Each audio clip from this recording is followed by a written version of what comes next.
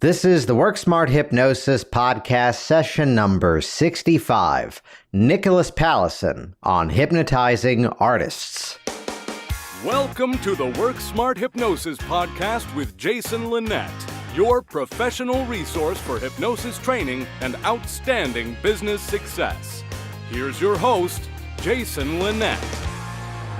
What do you get when you combine hypnosis as well as a seasoned and accomplished and massively successful opera singer? Well, you get this podcast session here today with Nicholas Pallesen. It's Jason Linett here, and welcome back once again to the program. And here with a session which, on one side, I could not be more proud of this content you're about to hear, though on the other side, the person who I'm about to have this chat with is fully responsible, of course, for his own success. I first met Nicholas perhaps about 2-3 years ago when suddenly my phone rings and a rather polite gentleman introduces himself as an opera singer who has an interest in learning hypnosis. And Nicholas then went through my hypnosis certification program and was just a rock star from day one, really jumping in, putting this information to use, and doing so in such a way that just the passion behind what he does and what he has now since accomplished, that I don't want you to dismiss the success that he's had. I don't believe he mentions this in this conversation you're about to listen to. Though Nicholas recently successfully completed a whole season working professionally as an opera singer, being directed by people who you've likely heard of. He was directed by Terry Gilliam, you might know from Monty Python. But Nicholas just did a whole season of performing professionally as an opera singer without having to audition. That's how incredible he is as a performer. And to take that experience and to then use one of my favorite terms nowadays to pivot and realize that there's perhaps another market, another need, another passion behind that. So chances are you've heard my story of how I went from being in management in the arts to then transitioning over to hypnosis full time. And here's Nicholas now in this beautiful place of being successful as an opera singer and seeing the need that's out there for fellow performance artists just like him to chip away, to sand away whatever things have been holding them back, to really take their skills from good to great. So in this conversation, you're going to get to meet Nicholas and learn all about, first of all, of course, his performances with places like the Lyric Opera in Chicago, the English National Opera in London, and the work that he has been doing with fellow artists to really reframe these sensations that they've been feeling in their bodies. I mean, even if you don't have an interest in working with opera singers and performance artists, you've got to hear his unique take on working with clients to peel away and dissolve away fears and anxieties. This is incredible stuff. You got to hear this. And if you're going to the NGH convention, if you're going to the HypnoThoughts Live convention in 2016, you have got to check out the seminars that he is going to be presenting, different programs at these two different conventions. I'll be linking to that over in the show notes at worksmarthypnosis.com. Though, of course, check out Nicholas's website, wholeartisthypnosis.com. It's a fantastic site. Let's jump right in. Session number 65, Nicholas Pallesen on Hypnotizing Artists. So I tell you what, kick us off. We always like to start origin story. What was it that kind of first piqued your interest? What was it that first grabbed your attention about hypnosis? Well, when I was in high school, I discovered that I had this really great love of singing. I joined the high school choir and ended up, having a really cool experience. And through the experience of being in high school choir, I thought, this might be something that I want to pursue a lot more of in my life, maybe after high school. But I had this really bad problem, which was that I had really bad stage fright. And And when I say that I had really bad stage fright, I mean, I would literally throw up sometimes before performances. I would always forget the words. I'd, have all these kind of shaking and kind of fast breathing and sweating and all of that. And pretty much any time I performed, it was a meltdown. And these things are generally frowned upon in performance, right? Yeah. Yeah. Yeah. Throwing up isn't very good for a singer. And it's not fun for the audience either. Thankfully, I did it all backstage. But I remember I had this experience where my senior year of high school, I got at the choir Christmas concert the coveted "Oh Holy Night" solo, which, for the singers is kind of a big deal. And really all it's about is you want to sing the big loud high note at the end and have everyone go, ah, and, so I got that solo and, I was getting ready for it and I started kind of freaking out about it and worrying that I'd forget the words. So I had this really cool idea that I was going to take a music stand. And I was, my high school theater was one of those theaters where you have the stage and then it kind of drops a little bit onto the floor and then goes up for the audience. And so I had this idea where I'm going to get a music stand. I'm going to put all the words to "Oh Holy Night" on it.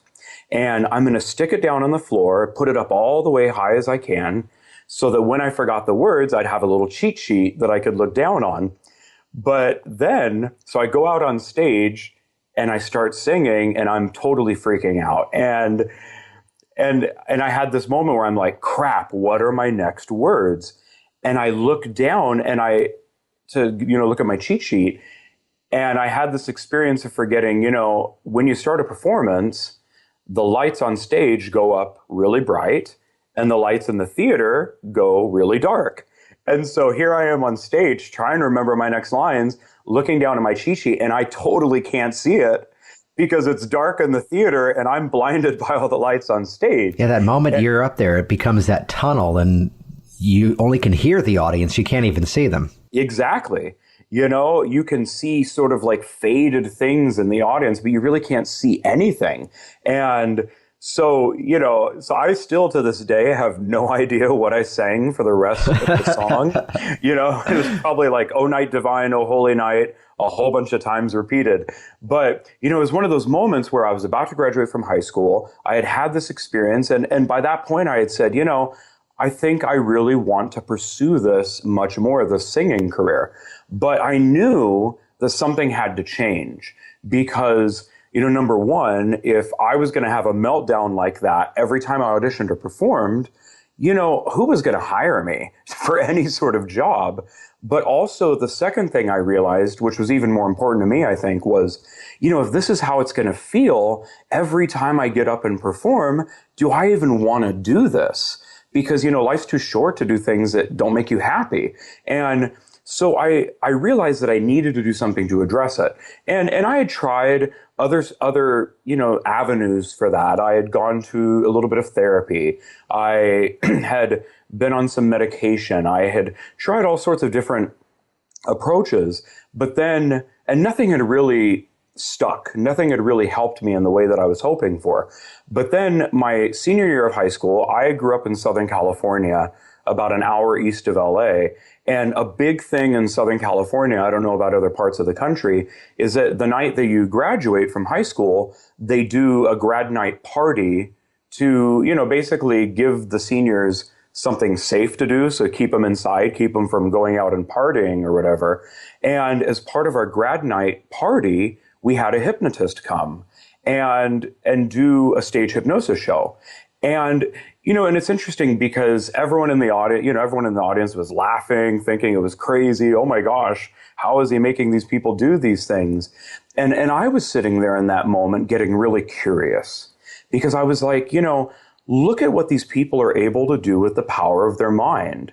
And if people could in that moment imagine these things to be true with the power of their mind, can't I use that same power of my mind to be able to imagine myself stepping on stage more confidently or standing up, to people who had been bullying me or whatever? Couldn't I use that same power? And so it got me really curious about hypnosis. And And sometime later down the road, I finally started exploring hypnosis, and I did some hypnosis sessions, and it completely transformed my life. And I mean, and I really don't, I'm not exaggerating when I say that my stage fright completely went away. But what I was really surprised about was that my ability to manage stress and anxiety in everyday life also went away. It was kind of that thing of, because I had learned these new mindsets and skills in my everyday life, then it was just so natural and easy to be able to take that same mindset into my performing and my auditioning. So, it had such a big impact on me. And it's interesting because, sometimes sometimes I've heard people kind of poo-poo a little bit on stage hypnosis or something and say, oh, it's bad for the profession or whatever. Or the arrogance of, I'm not one of them.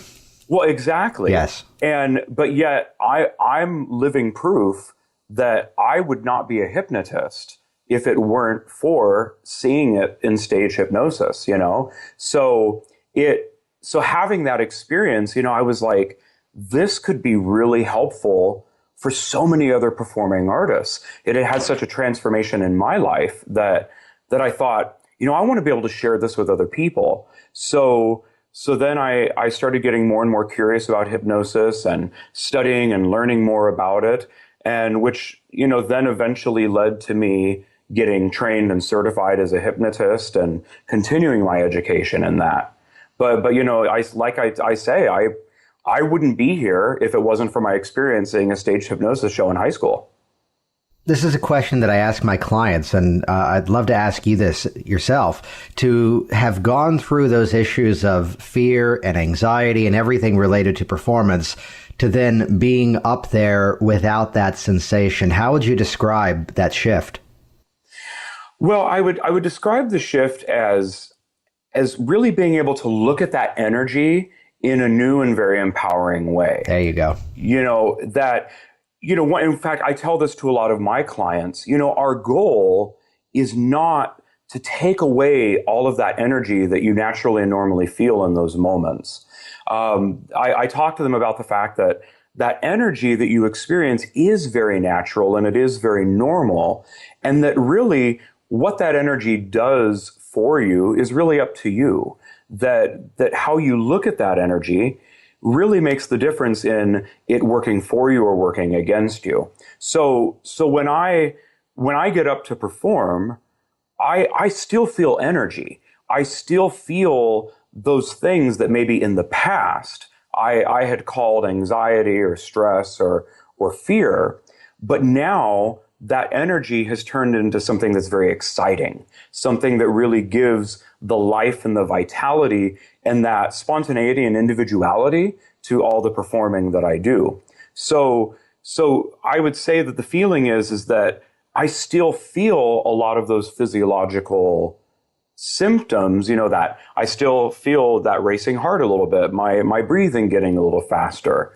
But now I've learned to be able to look at it in a new way. And it's interesting too, because some of the things that I've encountered in my research is that idea that people like Stanley Schechter especially have done a lot of research in emotion and talking about how a lot of times the emotions that we feel, physiologically speaking, most of them feel almost exactly the same, and that it just varies in degrees of intensity, and that idea that excitement and anxiety physiologically almost feel exactly the same, that it's the context that we're in that we use to then decide what it is that we're feeling. So now I feel that stuff, but because I look at it in a different way, now it becomes the thing that actually enhances everything I do rather than taking away from my performance. There's a phrase that keeps popping up, at least in terms of just a mindset in some of the sessions that I've been doing recently, that you could imagine why the phrase really hasn't crept its way into the actual vernacular of things I'm saying to the client, though it should. It's the phrase of your feelings are meaningless until meaning is attached. Absolutely. In fact, that reminds me of something. I don't know if you're familiar with the work of Byron Katie. Yes. But that's one of the big principles of her work, that a thought is harmless until we believe it. That it's not the thoughts, but it's our attachment to those thoughts that really cause us the stress. So then, as we first met, you were working full-time in opera, and this goal of exploring hypnosis was just beginning to flourish. What was it about these experiences that you had gone through that drove you to want to share that with others? Well, it had such an impact on my life because now I was able to go into performing and auditioning with a much more empowered and confident mindset. But also I felt so much more in control of the stress and anxiety that I felt in everyday life. And as I got more active in performing and as my career started to take off, I really began to notice a pattern, which is in our field in music and opera, and I think in the performing arts in general, there's a lot of emphasis placed on technique and learning technique, and for good reason, because that technique is what really allows you to then be able to share your story in a more powerful and authentic way. But I think that sometimes people get really stuck on that and thinking that technique is really the end rather than being a means to an end. And what I also discovered was that a lot of emphasis was being placed on developing those skills of your technique, but no one was really talking about the mental aspect. No one was really addressing the psychological or the emotional aspect of what we do. What do you do when you feel that energy? What do you do when you're dealing with that negative self-talk going through your head or those limiting beliefs? What do you do when, you get rejected? You do an audition and you don't get hired, or you're dealing with a lot of rejection, which is something that we encounter a lot in our business. I mean, I'm pretty established now as a performer. I'm certainly not, super famous, but I'm fairly established as a performer. And out of every 10 auditions that I do even now, I probably get hired from, one or two of them. So it's something that we deal with a lot, and I found. Although I want to jump in there just to give the proper credit here for a profession where there's so many people that are not working. You are constantly working. I mean, you live maybe 15 miles down the road from me, but here we are connecting via Skype as you're up in New York right now. Yeah. And I'm probably home. I'm probably on the road as a performer about 9 or 10 months out of the year. So things are going really well. And but like I say, even at that point, I still get told no more often than I get told yes. Which is part of that career. Exactly. Yeah. And then I found that really in my own training, in my own schooling and in the training programs that I did, that no one was ever really addressing this mental aspect of it. What do you do about all that stuff? And I knew that I wanted to change that because I think a lot of artists are dealing with a lot of challenges and pressures and demands, and there is no real support system in place to be able to help people know what to do about that. So I wanted to be the person to change that conversation, to really actually start having that conversation. And so I think what really kind of came to a head is I did a postgraduate degree in opera at the Juilliard School in New York. And my first year at Juilliard, I went to orientation, and it turns out that every year for orientation, Juilliard hires a hypnotist to come and do a stage show as part of the orientation. And actually that hypnotist is Paul Ramsey, and Paul Ramsey does a great show. I love his mind game show.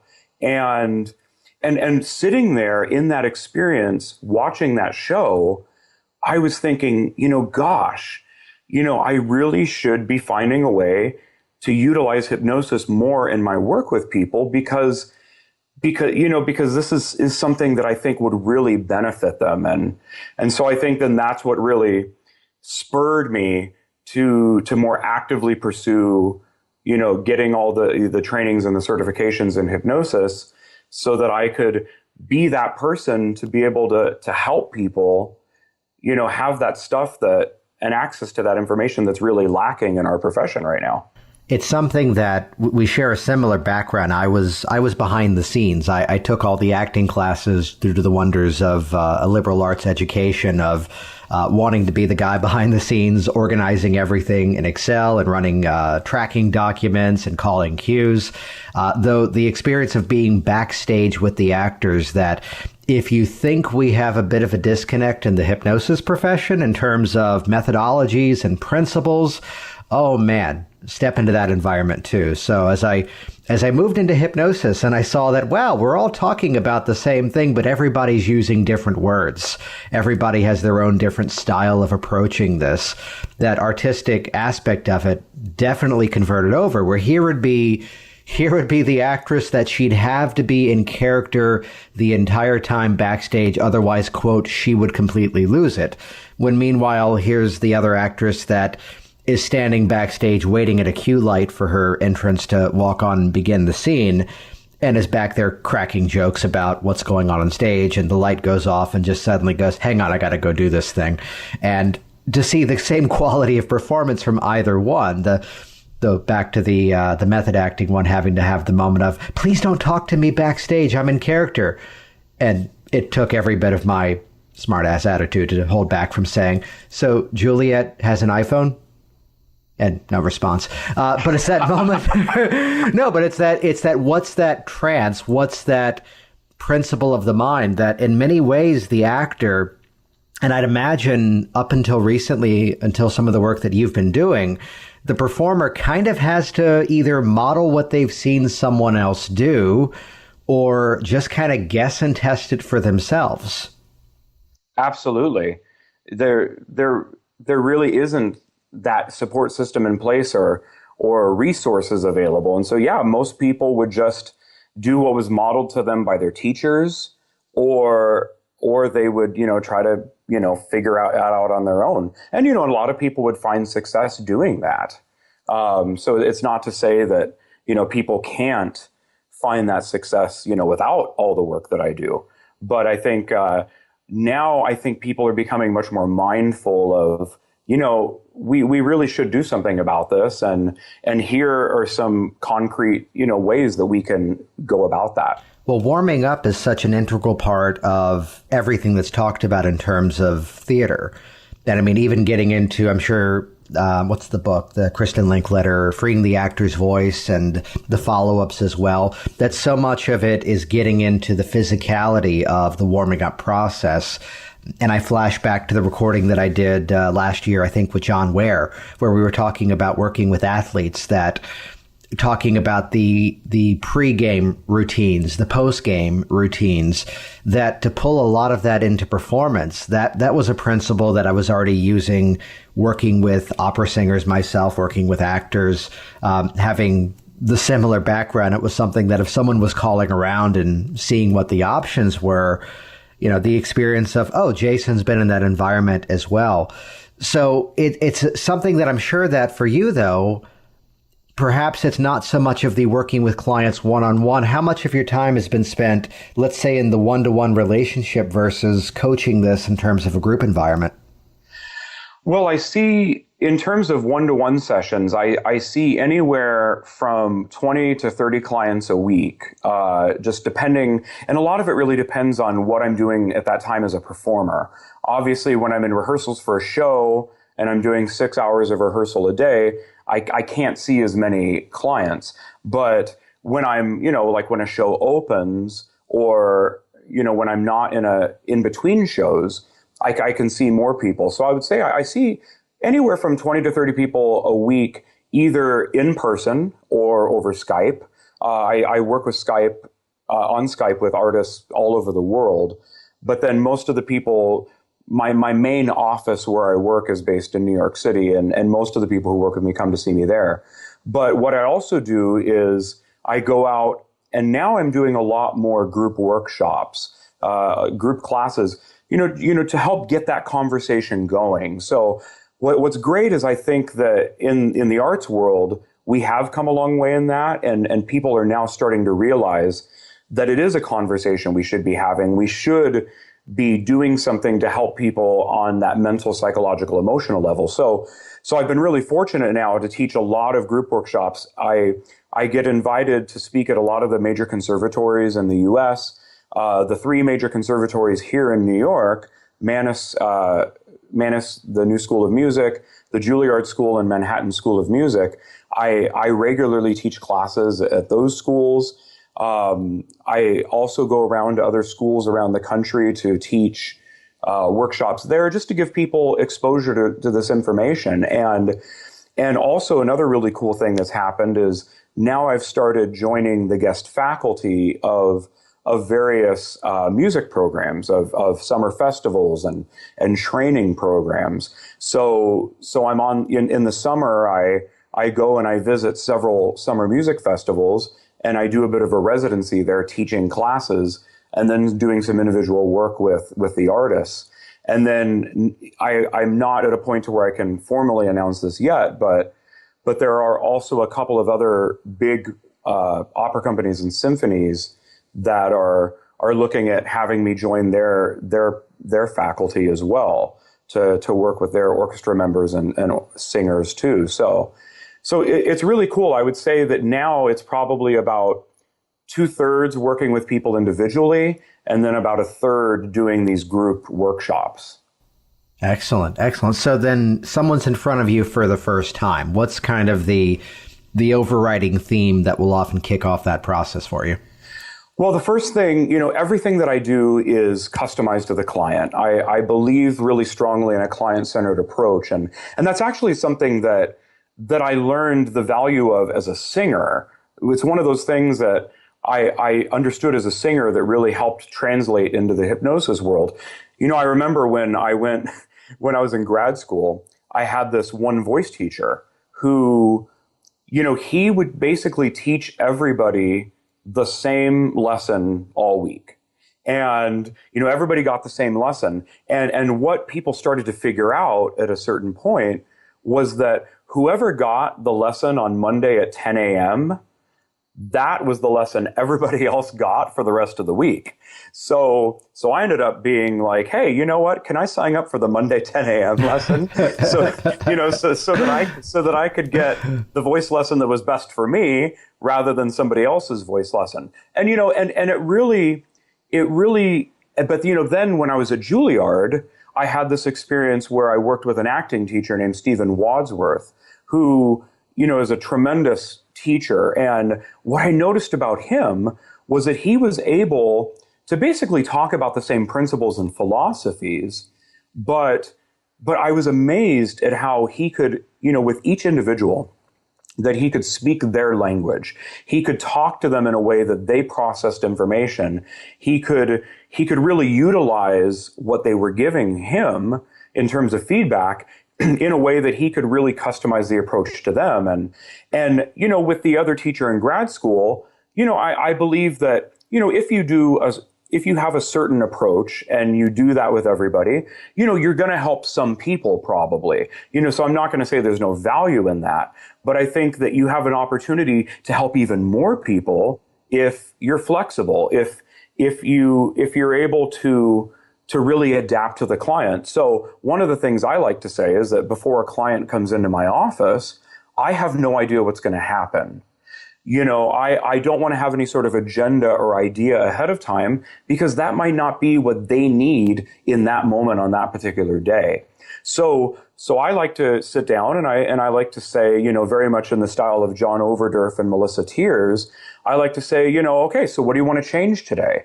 What are we going to work through today? And then in the course of them giving me that information, I start to get a better idea of what we're going to be doing in that session. So we sit down conversationally and we talk through, what it is that they want to change, and always kind of keeping that focus solution oriented on, where do you want to be? How are we going to help get you there?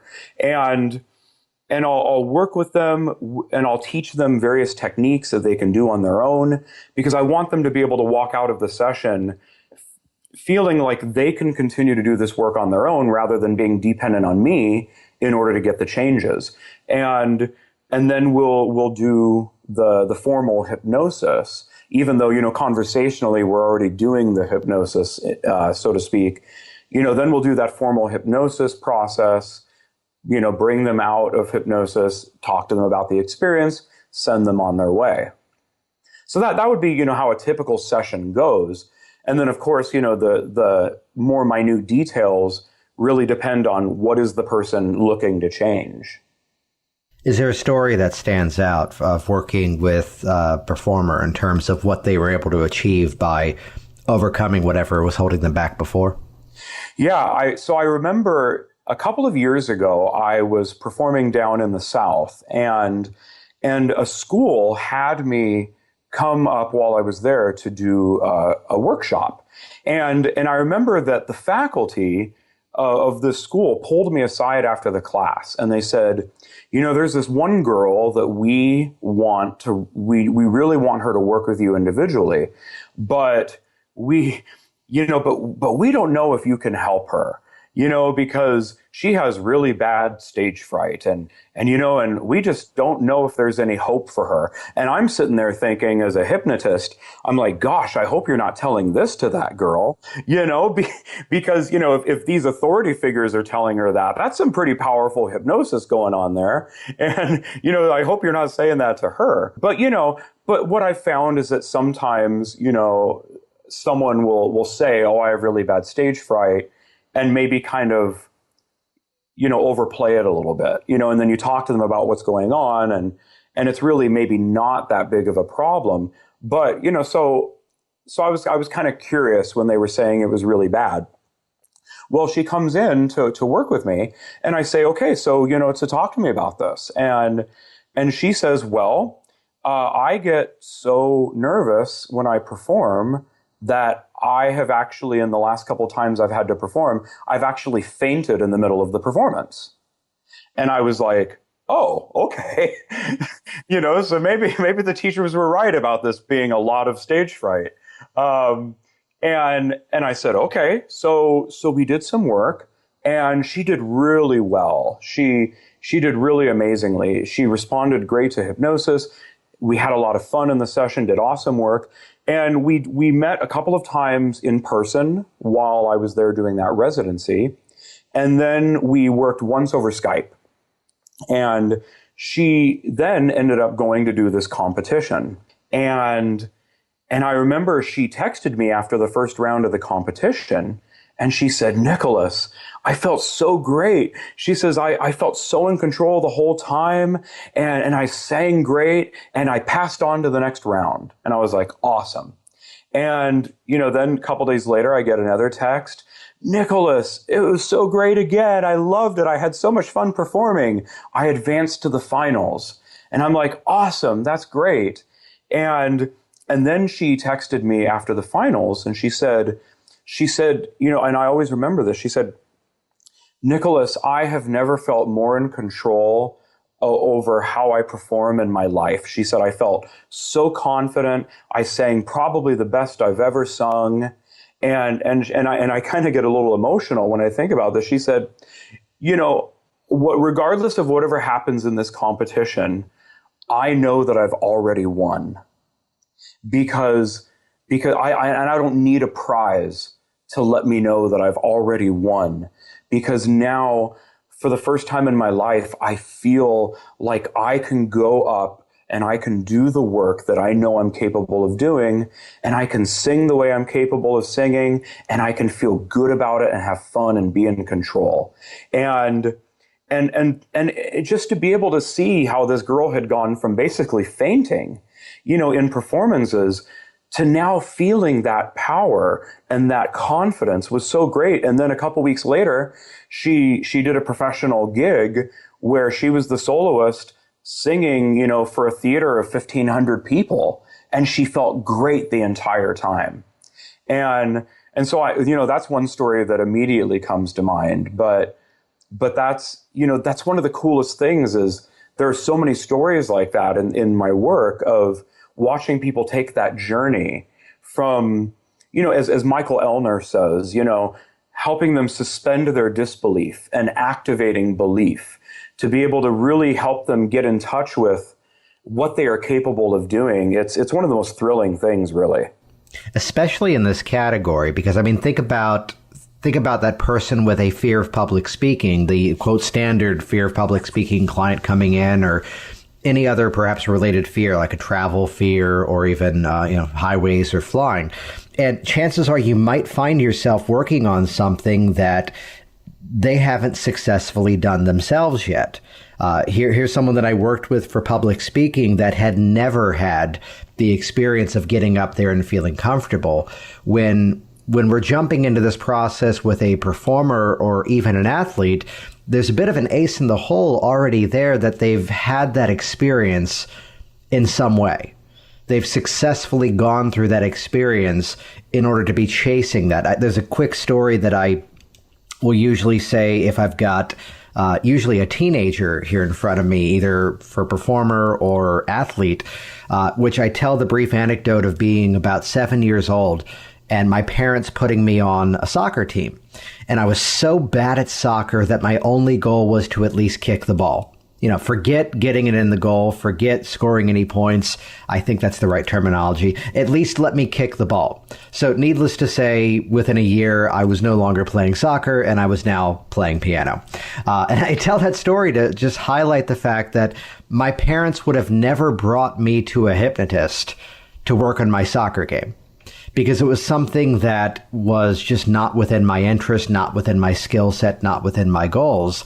Yet meanwhile, here is that young person in front of me that for them to already be there as it is with you, you could already go into that scenario assuming they are top notch at what they do. Otherwise, they would not be there. I'm curious if there's any of that mindset going into that process of drawing out resources, drawing out these skills, and just heightening indeed what's already there.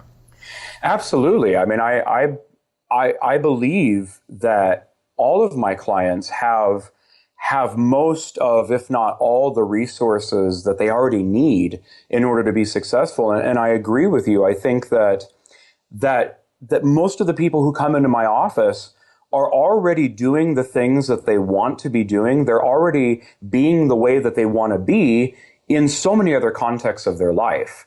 And that, perhaps for some reason, one reason or another, that they just haven't learned yet that they can be that way in this context, or maybe their brain had mislearned a habit or a response that wasn't working for them. So yeah, in order to get, and as a performer myself, I understand when people come into my office, I understand all the work and all the things that they had to overcome already just to be at the place where they are now in their career. So we spend a lot of that time just reminding them basically of the resources that they already have, helping them reconnect to those strengths, those attributes, all those things that they're really good at doing already that are going to help them now to be able to overcome this issue that they had. So yeah, we do spend a lot of time really drawing out, cultivating those strengths and resources, and then just teaching them then to be able to map it across into this other context of performing or auditioning or whatever it is they're there to do. So you mentioned some things that are in the works and not yet ready to announce, I know. Though, where do you see this taking you in the next couple of years? Well, to be honest, I'm about to make a big transition in my life. So right now I have a really good problem, which is that I have two very successful careers happening at the same time. And I'm really grateful for where I am now. And what I've realized though is that I know that if things keep going the way that they are, I'm not going to be able to sustain both careers going at the level that they're going at, with things going the way they are now. I mean, as it is, I've already had to kind of put the lid on the hypnosis business a little bit, in terms of not implementing all of the business strategies that I could implement, because I know that if I do that, I'm just simply not going to have the time or the space to be able to really work with everybody that I want to work with, because I'm still actively performing. So I've been doing a lot of soul searching in the last, bit, especially in the last several months. And I really feel very drawn and called to doing this work of hypnosis and really helping be an advocate in the arts for people for that mental, psychological, emotional aspect of what we do. And so basically what I've decided is that I'm going to start significantly cutting back on the amount that I perform so that I have more time and space to be able to not only continue to work on becoming a better hypnotist myself, doing the training, the research, being able to really invest in becoming better at what I do, but then also being able to help more and more people and give more and more people access to the work. So I think, next year, this coming, an opera season generally runs from August to May. And I would say this upcoming season, 2016, 2017, is going to be the last season that I'm really actively performing as much as I am. I have some really cool gigs coming up in Europe and that are really exciting, and I want to do those. And then I want to really significantly cut back so that my focus is really on doing hypnosis, teaching more workshops, getting some products out there so that if people aren't locally where I am, or if budget is an issue, that there are some no cost to low cost ways of them still getting access to this work. So probably, in the next few years, I see myself phasing more and more out of performing and more into doing a full-time hypnosis practice and still keeping that niche of working primarily with performers, but expanding even more into a general hypnosis practice so that I'm working with, what we would call the civilians, a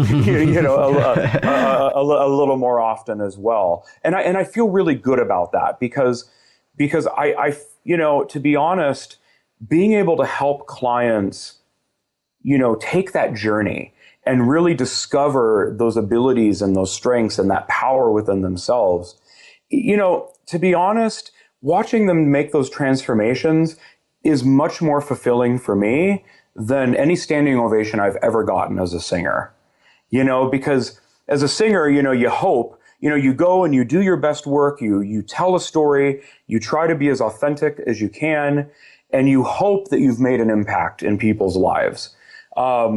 When you're working with someone in a hypnotherapy session, you really get to see that journey up front and up close, and it's really exciting. So that's kind of where I see myself going is moving more in the direction of making hypnosis my primary focus, and performing. If a project is interesting, if it's something that I want to explore, an opportunity that I find interesting, I'll do it. But really to focus on being a hypnotist first. That's excellent. No, there's something to be said about, especially in this category, and I say this not to discount anything else that we would normally work with. You say the civilians, my phrase is, quote, the normies. Though I've been using muggles a little bit too frequently recently, though in most cases that refers to the fact that I take Mondays off. Monday, Tuesday is usually a day off. So it's the game of, I have to share it with the muggles. I have to share it with the normies. No, there's something very life-changing. Here's the client in the office yesterday that had been smoke-free now for about a month, and all these outstanding things that have been happening in her life. Here's the guy that's down 30, 40 pounds, and here's what he's able to do. Here's the person releasing pain. There's something, and to overuse the word here, there's something really artistically beautiful, though, about, I can think back to a concert violinist that suddenly was losing his edge in performance, was suddenly missing notes and missing cues.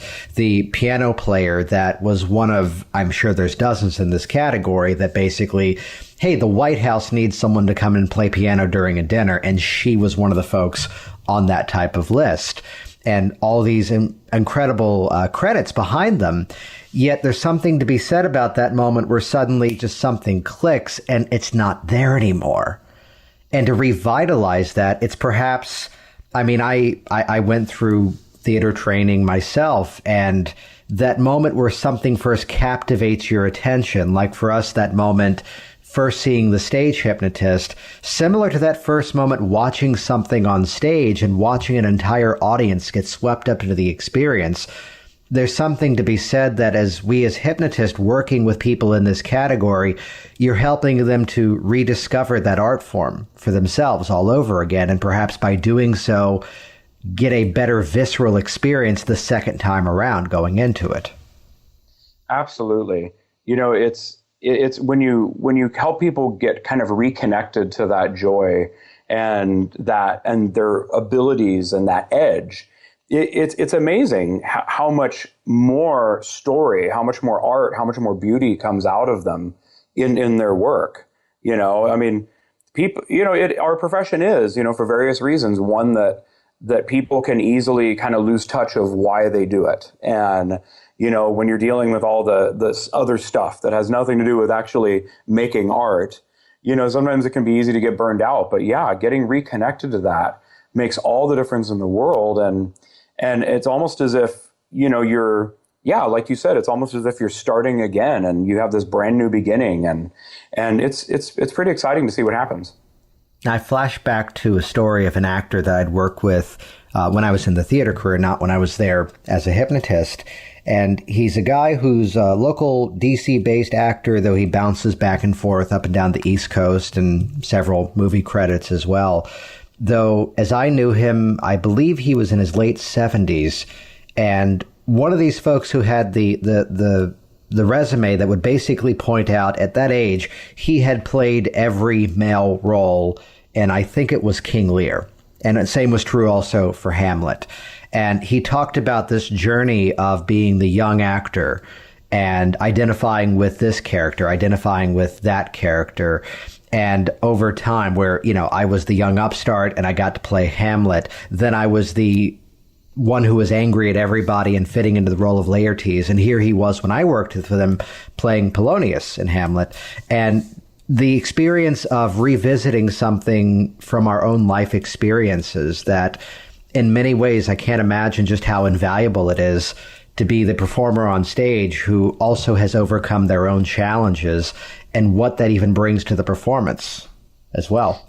Oh my gosh, yeah. I think that I know that as an actor, as a performer myself, that all of the challenges that I've had personally in my life, and overcoming them, has given me so much to draw on as an artist. And I think that that's what makes it more beautiful. I think sometimes, one of the most common things that people struggle with when they come to see me is feeling like there's this need to be perfect. I have to be perfect. I can't make mistakes. I can't do anything wrong. And I tell people, it's actually, it's your imperfections that are actually what make you so beautiful. And it's those things that you've overcome. It's those things that you've experienced in your life that give so much more richness to everything that you have to share as an artist. And so, yeah, I think all of our lives are full of so many rich stories that you can draw on as a performer. But I also think, as a hypnotist too, that there's so many times when the things that I've gone through can now become that metaphor or that thing that I use with clients to help inspire them to be able to make changes or to give them hope that change is possible. Well, that theme of imperfection was one that, and I just had to do a quick Google search for it as we were chatting here, that I had a client the violin player a while ago that was talking about how his mindset would be that if he missed so much as one note, that was everything that he could then think about. And this was about the time of the New Year's event, I think last year. And there's a horrible joke inside of this as Idina Menzel was there singing the song from Frozen, Let It Go. Yeah. And she's singing outside and it's cold. And yes, the gag is, well, I guess the cold does bother her anyway. But it's a moment where there's like one specific high note at the end of it. And there's so many headlines about the fact that she did not hit that one high note. And I didn't see the quote in the search, but it's this beautiful moment where her only response was, no one's talking about the other 10,000 notes that I hit perfectly well. That's where my focus is. Absolutely. Absolutely. You know, I'm always talking to people about this idea of, give yourself permission to make mistakes, give yourself permission to get messy a little bit. I think that feeling of I have to be perfect is a lot of what drives that stress and that anxiety in the first place. And, and what I tell people all the time is, if we went to, I think we've all had the experience of, whether we realize this is what it is or not, we've all had the experience of going to a performance where someone is up there and, from a technical standpoint, they're doing everything exactly by the book. They're everything is right. They're not making any mistakes. And so from that standpoint, you can say it was accurate. It was perfect. But yet, they're not saying anything as an artist. And you leave with that kind of feeling as an audience member of, that was good. It was fine, but not really feeling, kind of feeling a little like the glass is half empty, that not feeling completely full. But I can tell you then that some of the most rewarding and fulfilling performances I've ever witnessed are when someone is up there and they're totally honest, they're totally vulnerable in that moment. They've given themselves permission to be imperfect. And because of that actually allows the audience in more. It allows you to bring the audience to you. Because, I don't think we can understand perfection. I know I can't. I can't relate to that. I don't know what that is because as a human being, I'm imperfect. So when I see someone up there who's imperfect, it's like, oh, that's a person just like me. I get that. I can connect to that.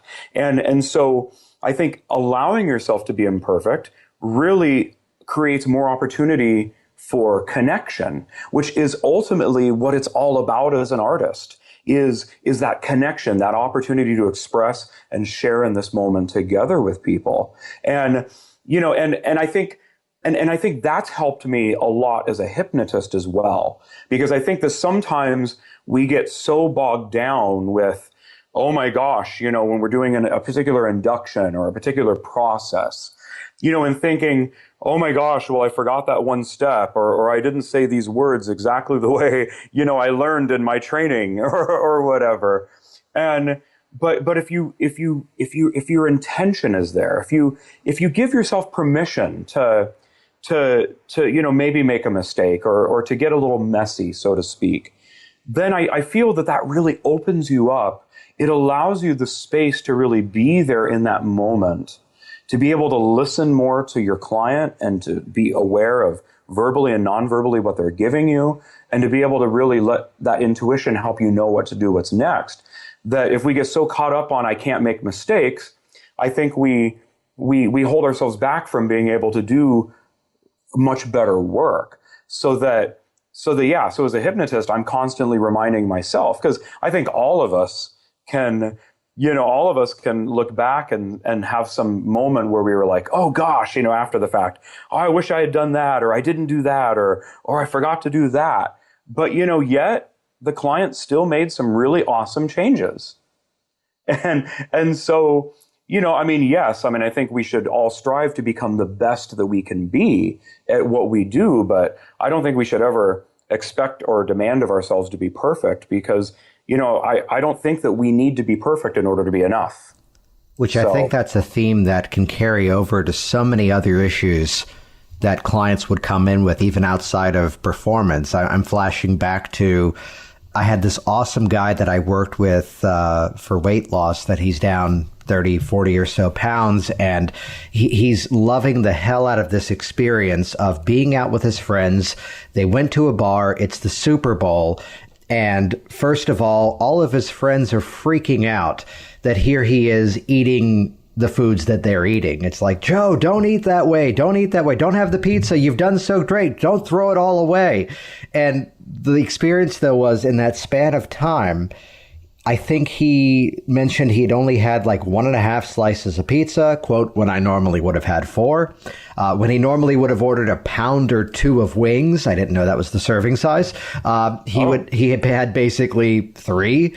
And he goes, in the span of time I normally would have gone through nearly a 6-pack of beer myself, I nursed one the entire night. And the experience, though, that he fed back to me was that he goes, you know what, though, for the first time ever, I actually gave myself permission to enjoy these things. For the first time ever, I actually tasted them. I liked them rather than going through it and critiquing and judging and hating on what I was doing in that moment. And if anything, and his phrase, and it's been folding its way into my process recently as I've told elements of this story, he goes, and for the first time, I enjoyed the hell out of it. Now, this was me seeing him like a month after that event. And he goes, and I haven't eaten that way since. It was an event.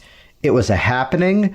And he goes, and it was every reason why I don't have to eat that way every night like I used to. But I love that aspect of actually enjoying it. So it's not this all or nothing mindset. It's the performer on stage. It's that draw of live theater that you don't, she hits the wrong note in the song. They go back into the studio, and in the movie, of course, it's flawless. Yet the aspect of seeing it live, seeing it in performance, and bringing that theme to doing the best we can that day. I love that as a application of it. Absolutely. It's, in fact, that it reminds me of that idea of, when I talk to people, sometimes they feel like if I make, I want to control it. I don't want to make mistakes. And that by somehow, they think by giving themselves permission to make mistakes, that means that they're just going to have a total train wreck. And I say, no, actually, by giving yourself permission to do that, you actually free yourself up to do more of the stuff that you want to do and that you're capable of doing. And like with, the example you gave, that now you actually give yourself, by letting yourself have the freedom to get messy a little bit, you actually give yourself more ability to enjoy the moment. Outstanding. Well, I know you've got several workshops that you've been doing for opera companies, for theater companies. Where can Hypnotist find you? Well, Hypnotist can find me at my website, which is www.wholeartisthypnosis.com. There's a lot of information there on my website, but also this summer, I'm going to be presenting at the National Guild of Hypnotists Convention in August. I'm going to be doing a 1-hour workshop on a lot of the strategies that I teach people, clients who work with me, to help them manage self-talk. So I'm going to teach them a lot of really cool exercises that I give to my clients to help them to either, manage unwanted self-talk, deal with limiting beliefs, or just to quiet those voices in your head when you need to be more present and more mindful of what's happening. And then at the HypnoThoughts Live convention in Vegas at the end of August, I'm going to be doing a 1-hour presentation, basically talking about the process that I use with clients to help deal with performance anxiety and stage fright. And that process is something that I not only use with performers when it comes to performing and auditioning, but also other things like public speaking or other instances where we might deal with a little bit of stage fright. So I'm going to be sharing a lot of the techniques that I use with clients in that process, but also a lot of the research that I give to people that really gets them to start questioning and really wondering about those beliefs that they had held on to, talking to them about, how actually they might have never had performance anxiety to begin with, and that they had just been perhaps misdiagnosing or misinterpreting what that they were feeling. So talking about a lot of that research as well. So I'm excited, this is going to be my first year presenting at these hypnosis conferences. So I'm really excited to share this information with other hypnotists now. Thanks for listening to the Work Smart Hypnosis podcast at WorkSmartHypnosis.com. Hey, wasn't that phenomenal? And again, thank you so much to Nicholas for taking so much time out of your busy schedule to be here as a part of this program. Thank you to everybody who has been heading over to the Work Smart Hypnosis listing over on iTunes and sharing your feedback. To share your feedback for this program, you can head over to worksmarthypnosis.com/iTunes. That'll take you right over to the podcast listing, and over there, leave your feedback for this program. I've been getting some phenomenal feedback, of course, from the Create Awesome Weight Loss Success webinar encore presentation that I did this past week, and you did not miss out on that if you missed it as it happened. Just head over to learnvirtualgastricband.com. You're going to learn all about that specific weight loss hypnosis offering. And as a thank you for interacting with this program as you register for that digital access program, again, the promo code, type in WorkSmart, all caps, all one word. That's going to knock off 10% off that program. Head over to learnvirtualgastricband.com, type in the promo code WorkSmart, all one word, all caps. You can link from it again from the training link over at WorkSmart Hypnosis, though again, the learnvirtualgastricband.com URL, that's going to take you directly over there. WorkSmart, all one word, all caps. Thanks again to Nicholas. Thanks again to all of you. And as you're attending upcoming conventions in August, whether it's NGH or HypnoThoughts Live, be sure to pop into my seminars. Be sure to pop into my presentations. Hop over to my table as well and say hello. And if you have not registered for Hypnotic Business Mastery, my live 2-day pre-convention offering at HypnoThoughts Live, the hell's wrong with you? Register for that today. Get started on growing a more successful hypnosis business. It's Jason Linett. I'll see you next time. Hey, it's Jason here, and I want you to be the first to find out as we upload new content here online. So do this right now. Click subscribe right next to this video, and you will be the first to find out as I share further resources, further downloads, and other really cool things to come your way. See you soon.